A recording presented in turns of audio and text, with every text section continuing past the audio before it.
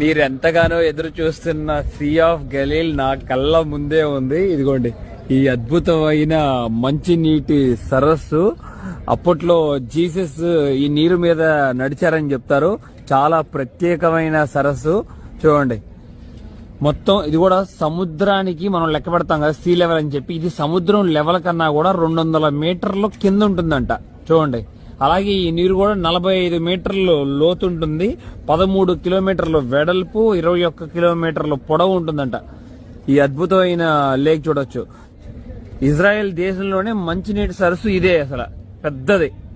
దీని మీద ఆధారపడి చాలా మంది వ్యవసాయం కూడా చేస్తున్నారు. అలాగే మంచినీరు కూడా మొత్తం కంట్రీకి కూడా డైవర్ట్ అవుతుంది. జీసస్ మొత్తం జీవితంలో తను 70% వరకు మొత్తం తన లైఫ్ ఇక్కడ ఇదే ప్రాంతంలో గడిపారని చెప్తున్నారు. జీసస్ కి ఎక్కడికి వెళ్ళినా సరే పీటర్